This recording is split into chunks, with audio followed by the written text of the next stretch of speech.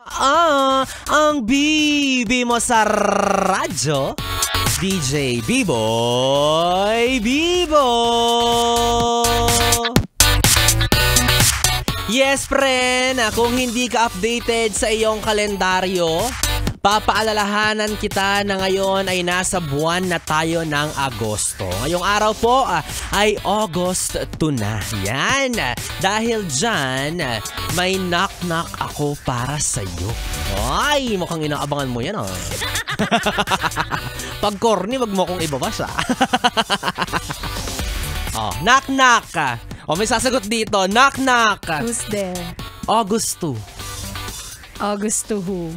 Oh, gusto. Okay. Ano ba naman ito? Nakakainis si Ganda Wanda. Walang ka-support-support, parang hindi tropa, parang hindi yes friend. O diba, nakakatawa yung joke ko.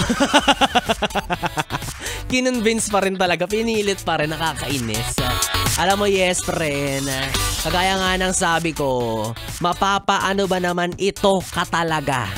Kasi umpisa pa lang ng buwan, tila ang dami mo ng pinagdadaanan. Diba? Hindi naman tayo abogado pero ang dami nating trials. Ano ba ito? Pero ganun talaga ang buhay. Kanya-kanya naman yan, no? Walang perpektong buhay sa mundong ito. Oo. Kaya nakadepende sa bawat isa sa atin kung paano natin haharapin ang bawat problema. Diba? Alam nyo, madali lang naman yan eh. Kung may mga kinakaharap kayong problema, simple lang. Tumalikod ka. Asisya. Ay, ang aga-aga, B-Boy.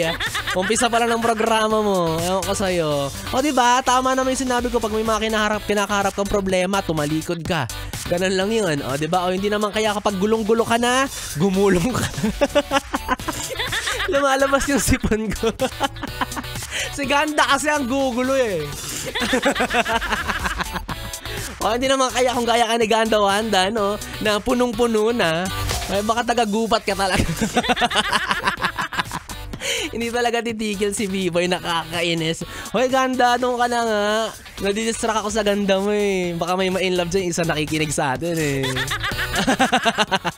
Si Manong Driver nag-message sa akin, si Arnold Cruz, na pa-shoutout daw kay Ganda Wanda kasi hindi umabot sa kanyang programa kanina. O, batiin mo, Ganda. Hello! Arnold Cruz. Arnold Cruz. Ng Jensen Taxi. Jensen Taxi. Yan. Sa susunod, magpa-shoutout ka saan sa programa ko, kasi ha? hindi mo daw binabasa kahit yung sa boss natin. Napagahalataan. Oo. Hindi talaga ako nagbabasa ng message kapag hindi sweet. Oo, ganun. So yung mga messages ko binabasa mo, ibig sabihin sweet? Oo, it's either sweet or chismis. hindi, Ano? sahod. Email, oo, ganon. Hello Ay, po. Ayan, si Ganda Wanda, Kuya Arnold, sana masaya ka at makatulog ka na nakangiti. At yan no, mga yes, pero ayun, going back sa ating sinasabi kanina, no? Na, alam nyo, ganyan lang naman talaga ang sikreto sa buhay natin minsan para sa isang masayang buhay. Oo, lahat tayo may problema, iba't iba nga lang ng lalim, iba't iba nga lang ng hirap, diba? At nararanasan natin yan dahil kailangan nating matuto. Ha? Kailangan mong matuto, and for sure, hinahanda lang tayo ng mga problema to. Para kapag dumating yung time na handa na tayo, siguro ako spaghetti, ikaw ano ka ba? Ay naku, alam niyo wala talagang kapararakan tong adlib na to ni B-Boy Bibo ngayong gabi. Wala kayong mapapala sa akin. Oo, 'di ba? Pero tama naman yung mga sinasabi ko. Alam mo, ina-uplift ko lang naman yung spirit mo. Oo, wala tayong magagawa, nandyan na yan, pero kailangan mo lang talaga yan minsan idaan sa ngiti or sa tawanan. Kasi ika nga nila, 'di ba, lahat ng problema ay may solusyon. Kasi kapag walang solusyon, huwag problemahin, 'di ba? Ganun kasimple ang buhay. Or in English, do not face your problem if your problem is your face. Nakakainis.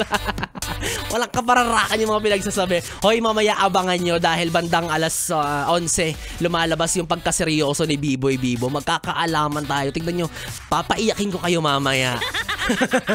Hoy, pero bago ang lahat, may isa rin nakikinig sa atin. Hoy, yung technician ng Yes FM na si Andro Asuncion, kapiling ang kanyang mga magulang. Hoy, alam niyo po ba yung anak ninyo? Nalilibre po yan sa drive-thru.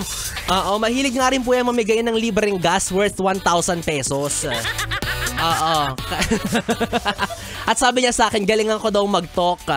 Ikaw, galingan mo manligaw, ha? Bago mo ako pagsabihan, ayusin mo muna yung nililigawan mo bago mo ako paayusin, ha? Tito, tita, yung anak niyo po binata na. Oo, malaki na po yung ano. Malaki na yung sweldo. Grabe naman. Ang bastos niya naman mag-isip. O siya, anyway, si Esbran, kung bibiyak ka na ngayong kapiling DJ B-Boy Bibo, ang DJ na single, ready to mingle, basta walang label, na pwede mong makatabi hanggang mamayang alas 12 para sa ating BB Time. Dito pa rin at dito ka lang sa istasyong No Problem, ang 101.1 Yes FM. 101.1 Yes FM.